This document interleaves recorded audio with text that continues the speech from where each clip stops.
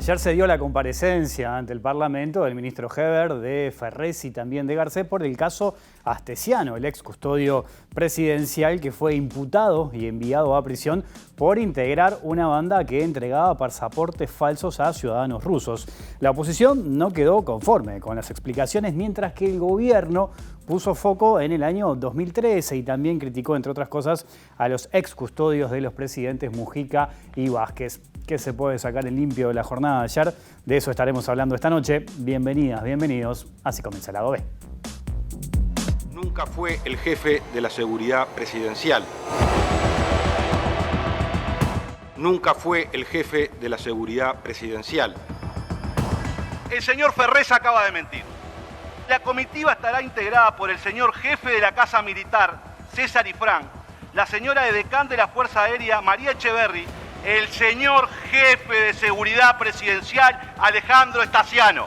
Le mienten al Parlamento, en la cara. Esto no empezó con el señor Astesiano. Esto empezó en el 2013. Se detecta un caso de un ruso con un padre ruso y otro uruguayo. Dos padres y una madre. En el 2013. Es ahí cuando empieza. En ese tiempo, en el 2013, la Dirección de Identificación Civil tuvo una carta. ¿Una carta de quién? Una carta de Presidencia de la República. Está acá, pidiendo por ese pasaporte. ¿Qué podemos decir a esto?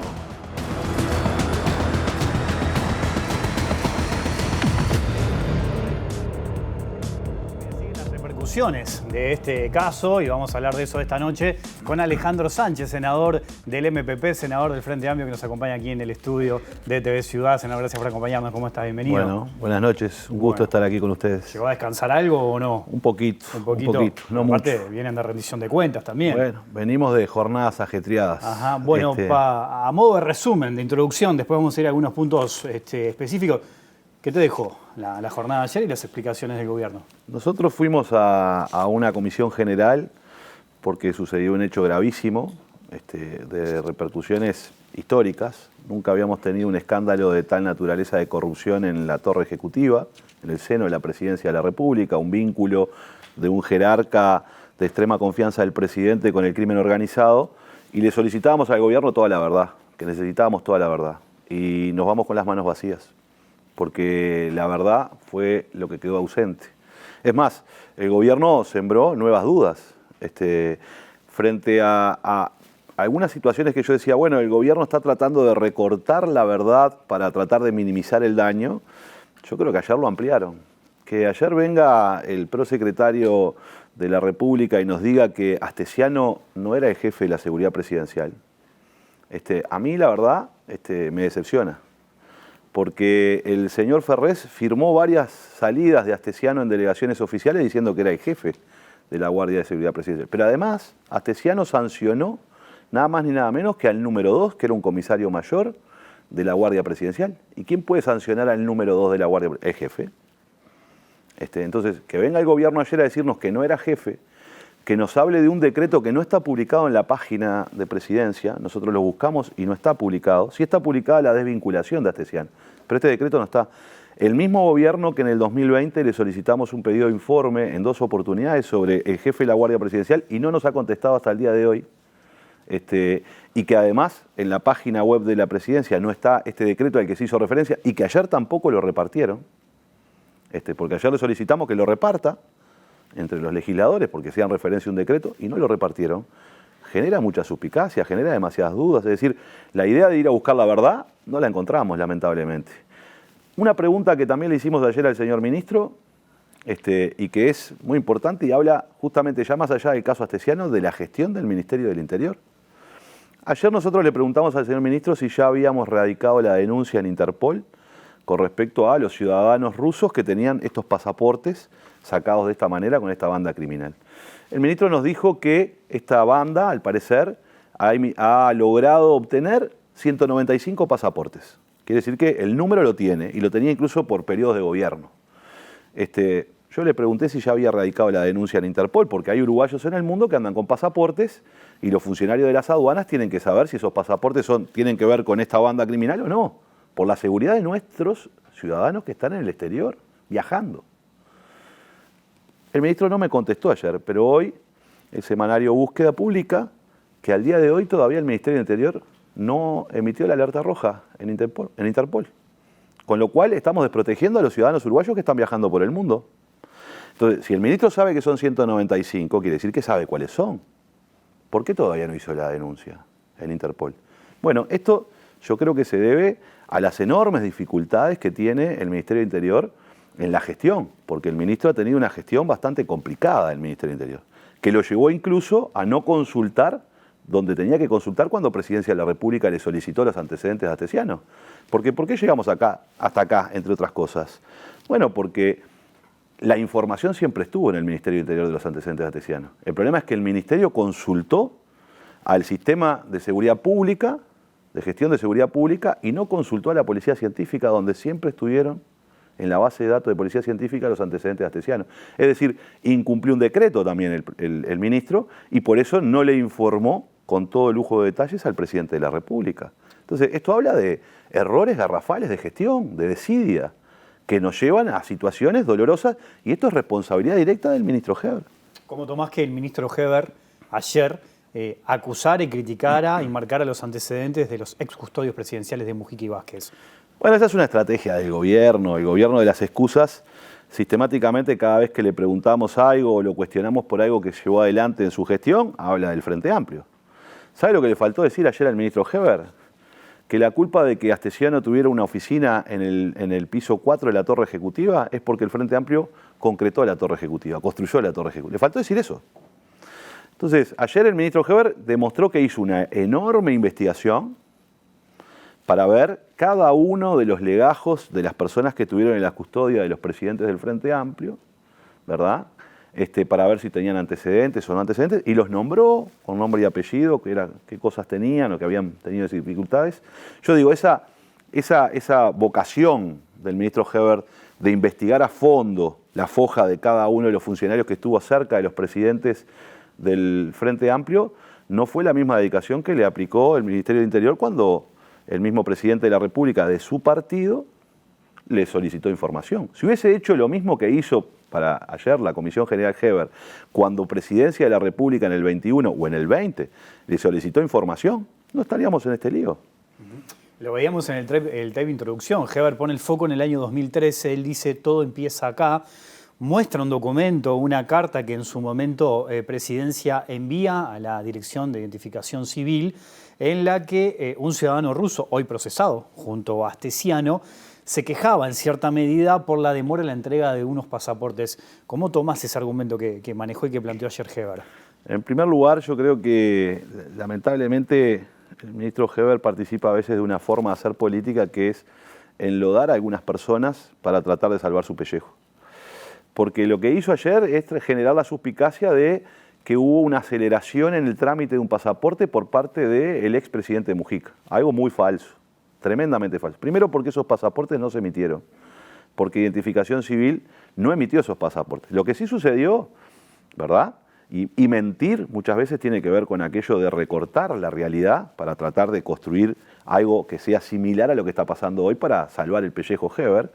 Lo que sí sucedió es que SILAED envía una carta de protesta a la Presidencia de la República, que ingresa oficialmente a la Presidencia de la República en un expediente, porque todo esto está en un expediente, donde se queja de que al parecer, como estos rusos no podían sacar este pasaporte, era una discriminación hacia los ciudadanos rusos, que estaba ejerciendo el Estado uruguayo. Y entonces él se quejaba frente al mandatario de aquel entonces esta situación. ¿Qué es lo que hace la Presidencia de la República? Que es algo rutinario, por miles, y la hace incluso la propia presidencia actual del presidente de la calle Pou. Va un ciudadano, quien sea, radica una demanda, una queja sobre algún funcionamiento malo de una oficina pública, y la presidencia lo que hace es lo deriva a esa oficina. Y es lo que hizo la presidencia de Mujica. Fue frente a una queja de no sabía de quién era, porque la presentó en la presidencia, la derivó al Ministerio del Interior. Ahora, Heber da a entender e insinúa con que desde Presidencia se apuró ese trámite, ¿no? Es que la falsedad está en que ese trámite no se apuró porque esos pasaportes no se emitieron. Ahí es donde radica el verdadero problema de Heber. Nos dice, bueno, Mujica aceleró unos pasaportes que no se dieron. Después lo tuvo que reconocer en la segunda intervención del señor ministro, después que nosotros le dijimos que estaba enlodando a algunas personas y dimos lectura a la carta que no pedía aceleración de nada. Decía, recibido a esta denuncia o esta demanda, la envía al Ministerio del Interior para lo que corresponda. Y le pide que, bueno, que informe o se comunique con las personas. Esos pasaportes no se emitieron. Nunca se emitieron.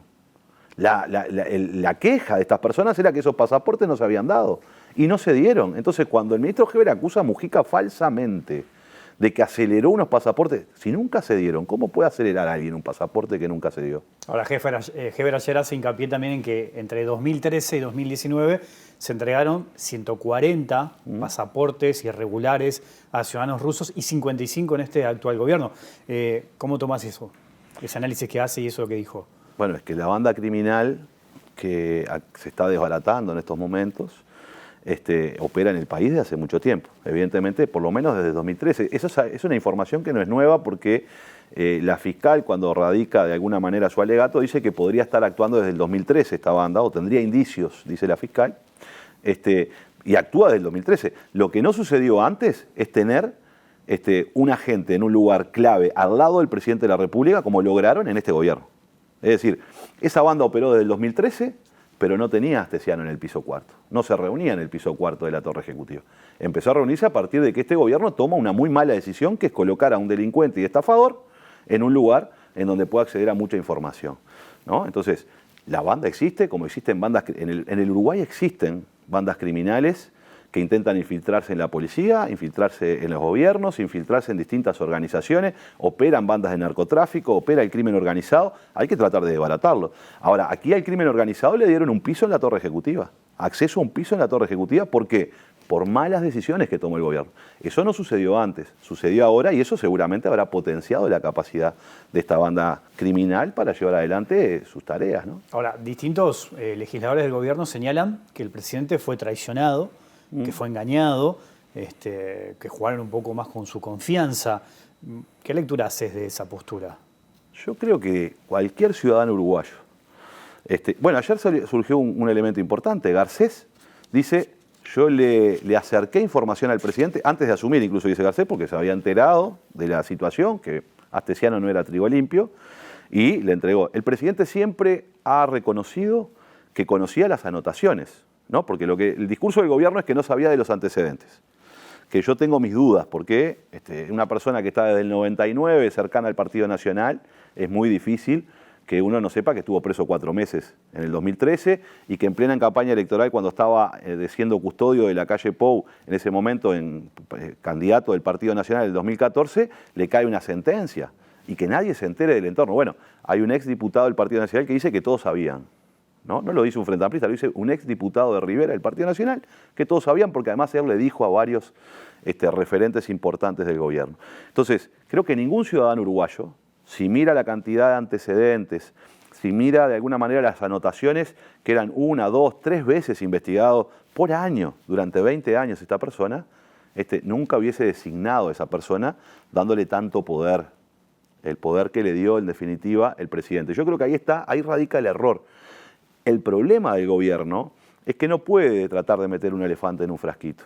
Este no es un problema de confianza personal, este es un problema de la decisión que toma un jerarca que pone en riesgo, no lo pone en riesgo a él, pone en riesgo a todos los ciudadanos uruguayos, porque tuvo acceso, a partir del lugar que le dio, tuvo acceso a mucha información. Entonces, aquí lo que estamos valorando es la decisión de un jerarca, y esa decisión fue mal tomada, de manera equivocada, con impericia y con negligencia. Y esta es la crítica que nosotros centramos y sentimos que el gobierno no se hace cargo de eso diciendo, no, este es un problema entre la calle y su amigo. No, este es un problema entre la presidencia de la República y encomendarle a una persona, darle tanto poder y tantas conexiones. ¿Pero vos pensás que el presidente sabía realmente quién era Astesiano? Yo creo que el presidente tiene que saber quién era Astesiano y cómo se movía. Entonces mintió. No, el presidente no ha mentido, dijo, yo vi las anotaciones. Y para él, esta es la crítica que le hacemos al presidente. Cualquiera ve esa cantidad de anotaciones por estafa, en varias oportunidades, mira por hurto, por apropiación indebida y dice, esta persona no puede estar acá. El problema es que el criterio del presidente fue que aún con todas esas anotaciones, aún con todo ese contexto, aún cuando Garcés le dijo, lo alertó de esta situación, aún cuando otros correligionarios del partido le dijeron, cuidado con Astesiano, él entendió que igual lo iba a nombrar. Y ahí radica el error del presidente, el que hasta ahora no ha reconocido. Pero él ha mencionado en alguna conferencia de que esto fue un error. De hecho, él dijo, yo me hago cargo. Sí, ¿Eso no alcanza desde tu punto de vista? En la conferencia del asombro, ¿no? En donde le trató de decir al pueblo uruguayo, me cayó un balde de agua fría ahora, cuando ha quedado demostrado durante todo este proceso que el presidente tuvo acceso a las anotaciones de Astesiano y podía haber sido alertado. Yo creo que ha tratado de minimizar esta situación, el gobierno. Y creo que eso no es bueno, porque la mejor manera que tenemos nosotros para mirar hacia el futuro, para que esto no vuelva a suceder, es asumir que esto es un hecho gravísimo, extremadamente grave, que pusimos en riesgo bienes públicos muy importantes, como la seguridad, la defensa, las relaciones diplomáticas del país, y que, en definitiva, este es un error garrafal, que no se debería haber cometido, y que hay que tomar acciones hacia el futuro. Yo pienso, de alguna manera, que vamos a tener que seguir investigando, porque todo esto que hemos conocido hasta ahora es la punta del iceberg. Veremos. ¿Vos pensás que hay más después de esto, detrás de esto? Yo creo que sí. Están los audios, veremos qué es lo que investiga la Fiscalía, ¿verdad? ¿Qué pensás que puede haber detrás de todo esto? Y bueno, no, la Fiscalía, de los audios que surgen de la investigación preliminar que hizo la fiscal, hay audios donde Astesiano dice, en el Ministerio del Interior, el uno es mi amigo. Y dice, y hablé con fulanito de tal, que no sabemos quién es, y la fiscal tiene en su hipótesis que tenía personas Astesiano ubicadas en lugares estratégicos de la Cancillería y del Ministerio del Interior. Quiere decir que al parecer, y esperemos la investigación de la Fiscalía, la tiene que llevar adelante, la red de Astesiano es una red más amplia. Quiere decir que esta banda, que por ahora han caído 3, probablemente puede ser más grande, o Astesiano le brindó logística a esta banda con las conexiones que tenía. Bueno, veremos qué es lo que se investiga. Yo creo que hay mucho por delante y creo que además hay que tomar algunas decisiones también, además de seguir de cerca este tema. Por ejemplo, yo pienso proponerle a la bancada del Frente Amplio, que nos vamos a juntar la semana próxima, la posibilidad de presentar algún proyecto de ley que vaya en el sentido, por ejemplo, de que el futuro de la Guardia Presidencial, ¿verdad?, los jefes de la Guardia Presidencial sean sujetos obligados a poner, por ejemplo, una declaración jurada de su patrimonio una vez que asumen ante la Junta de Ética y Transparencia. ¿Por qué? Porque están en un lugar extremadamente calificado. Acabamos de ver, Astesiano hizo uso y abuso de sus contactos y de sus vínculos para enriquecerse ilícitamente. Y bueno, yo creo que lo que tenemos que hacer es preservarnos. Entonces yo creo que esta es una medida que hay que tomar inmediatamente. ¿Para qué? Para resolver este problema hacia el futuro, por lo menos que las jerarquías que están relacionadas con la seguridad presidencial tengan que presentar una declaración jurada ante la JUNTEP de cuál es su patrimonio al momento en que inician las tareas. ¿Debería renunciar Heber por este caso?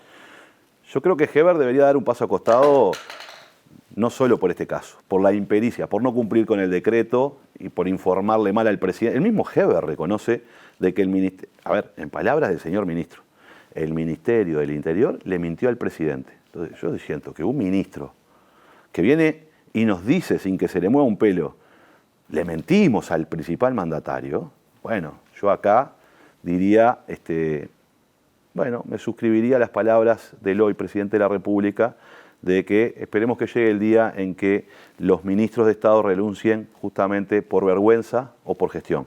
Me parece que aquí hay de las dos hipótesis para poder dar un paso al costado. ¿Solo Heber o alguno más? Bueno, yo no me voy a dedicar a andar pidiendo renuncias al gobierno, ¿no? Mi tarea es, primero, marcar en dónde están los errores para que no se vuelvan a cometer. Yo creo que en este caso, el ministro, de alguna manera, claramente actuó con cierta negligencia. No solo en este caso, tenemos un problema enorme de seguridad, tenemos el problema de lo que fue el caso del pasaporte de Sebastián Marcet, entregado a uno de los narcotraficantes más importantes, que se llevó adelante de una manera insólita. Es decir, hay una sumatoria de hechos bochornosos y lamentables. Tenemos una declaración del señor ministro de que no iba a colocar la Guardia Republicana en Rivera por las dudas de que la asalten. O sea, miren el mensaje que le están dando a las bandas criminales, ¿no? Es decir, que la Guardia Republicana le tiene miedo. Bueno, estos son mensajes, en definitiva, que demuestran un cierto descontrol del Ministerio del Interior, una cierta incapacidad para poder llevar adelante un tema tan sensible. Yo no soy de los que piensa, como llevó adelante este gobierno, que los temas de seguridad que nos afectan a todas y todos se resuelven gritando renuncias. Se resuelven trabajando con seriedad. Se resuelven asumiendo que los errores que se cometieron con la idea de que había soluciones fáciles eran falsos, y lo que hay que hacer es trabajar con mucha más seriedad y apostar, volver a apostar a los policías profesionales, a los policías que han sido formados, mejorar las condiciones de los policías, darle mejor equipamiento, darle capacidad para que puedan planificar desde el punto de vista de la inteligencia y generar efectivamente el respaldo que no es de la tribuna, de gritar, ¡ay, soy hincha!, sino que es con gestión y con capacidad y con planes para resolver estos problemas. En el inicio del programa veíamos, y también hacías referencia, a ese tramo en el que Rodrigo Ferré señalaba que Astesiano no era el jefe de seguridad presidencial. ¿Se explicó ayer por qué se decidió ayer mismo dar este argumento? No se explicó. Y yo diría que es inexplicable. Astesiano era el jefe. Yo creo que el gobierno se está haciendo mucho daño con lo que hizo ayer en el Parlamento. A ver, en el 2020 solicitamos un pedido de informe sobre el jefe de la Guardia. No nos contestan. Los medios de prensa empiezan a hablar de las anotaciones del jefe de la seguridad presidencial. El gobierno no desmiente esa versión desde el 2020. Recientemente la fiscal acusa al jefe de la seguridad presidencial, ¿verdad? No se desmiente por lo que han manejado todos los medios de comunicación.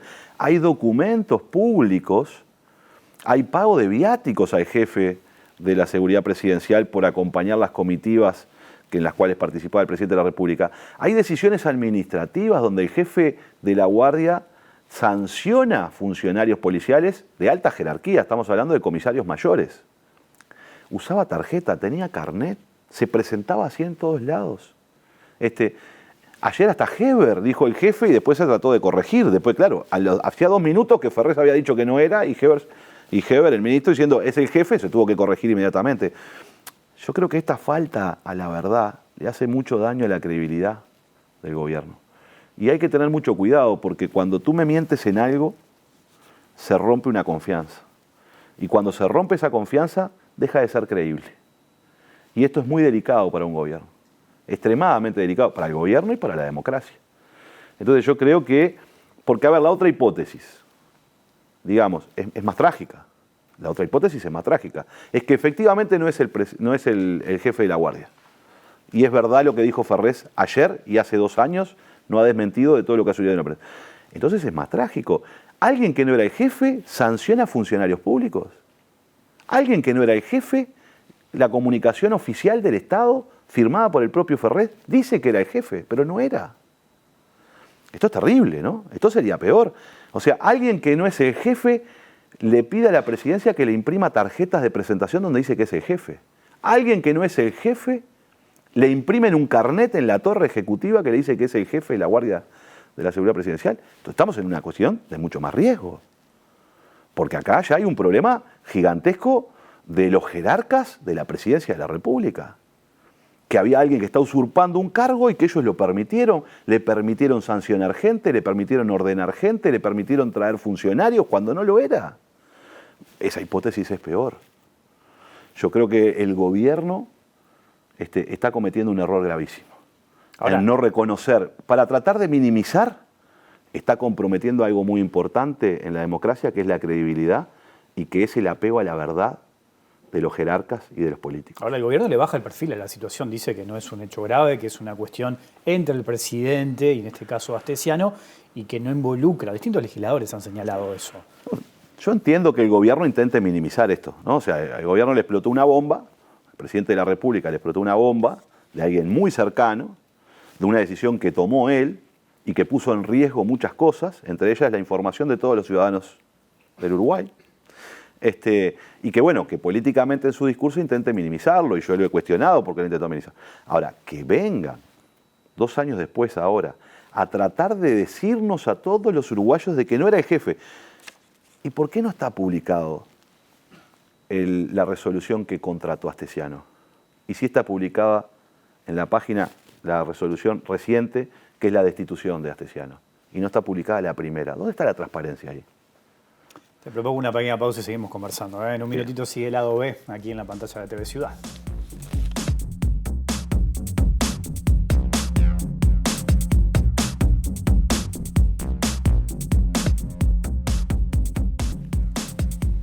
Seguimos en vivo aquí en Lado B, en la pantalla de TV Ciudad, conversando con el senador del Frente Amplio del MPP, Alejandro Sánchez, a propósito de la comparecencia de Heber, Garcés y Ferrés ayer en el Parlamento para brindar explicaciones sobre el caso Astesiano, el ex custodio presidencial que fue imputado y enviado a prisión por integrar una banda que entregaba pasaportes falsos a ciudadanos rusos. Recién hablábamos de los distintos aspectos y características de Astesiano. ¿Pensás que tenía vinculaciones importantes que lo hacían, por ejemplo, zafar de algunas situaciones en su momento? Bueno, evidentemente algún colega de ustedes frente a esta situación se fue hasta el barrio donde se crió Astesiano, que es Millán y Lecoq, y consultó a algunos vecinos ahí al azar en el barrio, y los vecinos, lo relata la crónica, ¿verdad?, diciendo que se asombran de que ahora se hable, de que se sorprenden del historial de Astesiano cuando los vecinos del barrio lo conocen, lo vieron escapándose de la policía, conocen sus andanzas, ¿no? Entonces, evidentemente es una persona que estuvo vinculada a actividades oscuras durante mucho tiempo. De hecho, fue policía y fue dado de baja porque en el 2002 fue procesado sin prisión por un delito de estafa. Luego fue funcionario del Ministerio de Salud Pública. Este es otro elemento interesante que en la búsqueda que nosotros hicimos llegamos a encontrar, porque hay una solicitud del Ministerio de Salud Pública de la época exigiendo que se presente Astesiano. Y a partir de ahí fuimos a buscar y encontramos el número de funcionario Astesiano, y no sabemos ni cuándo entró, ni... La cuestión es que después dejó de ser eso, fue chofer de un ex ministro, como es el señor Abreu, estuvo vinculado a la custodia del expresidente de la República, Lacalle Herrera, es decir, estuvo vinculado, y hasta hace momentos siendo la mano derecha del presidente de la República o alguien de extrema confianza del presidente de la República actual. Es decir, hace mucho tiempo que está vinculado a figuras importantes y eso seguramente le debe haber dado muchos contactos. Yo no sé si tuvo ayuda. Lo cierto es que es muy extraño que una persona haya sido, digamos, durante 20 años con 2, 3, 4 indagatorias de la policía, algunas por estafa, otras por hurto, y siempre se ve que zafó, siempre zafó. Y en esta cayó. Había caído en el 2013 y estuvo preso 4 meses en Las Rosas. En el 2014, cuando estaba de custodio en aquel momento el candidato del Partido Nacional, Luis Lacalle Pou, le cayó el fallo judicial en septiembre del 2000, en plena campaña electoral. Le cayó el fallo. No fue preso porque ya había tenido la preventiva y con eso evitó ir preso en ese momento en el 14, ya había estado preso el año anterior. Se ve que tuvo la suerte o la capacidad o los contactos para zafar. Yo no lo sé, no tengo esa información. Lo que digo, me parece raro una persona que tenga 35 indagatorias, ¿no?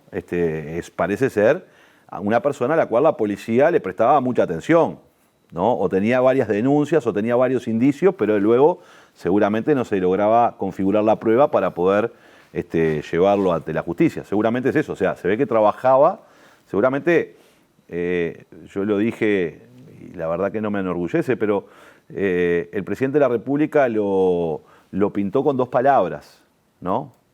Dijo profesionalmente intachable. Le faltó la primera, que es un delincuente profesionalmente intachable. Por eso en 35 búsquedas no lo agarraron y lo agarraron ahora, ¿no? Se ve que tenía capacidad para hacerlo.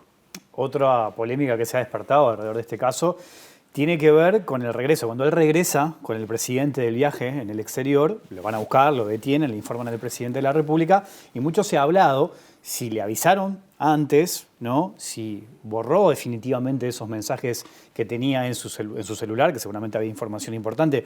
¿A qué conclusión llegaste después de la jornada de ayer? Bueno, esa es una de las preguntas que le hice al ministro en este sentido. O sea, se generó esta discusión acerca de si hubo filtración o no hubo filtración, ¿no? De que estaba siendo investigado. La fiscal decía, bueno, se tomaron todas las medidas del caso, pero a veces puede suceder que se filtraran, porque lo que sí está demostrado es que Astesiano borró las comunicaciones que tenía con el escribano Fernández, ¿no? Entonces es evidente que sabía que lo iban a agarrar, si no uno no las borra. Mi pregunta estaba referida a que cuando un ciudadano uruguayo, cualquiera sea, está requerido por la policía y tiene orden de captura y se encuentra en el exterior, como en este caso estaba Astesiano, ni bien pisa territorio nacional, la policía lo detiene inmediatamente. La policía, la respuesta del ministerio fue que bueno, que venía el presidente con su familia y entonces prefirieron detenerlo en Suárez y no en el aeropuerto, por lo que podría ocasionarle al presidente y su familia.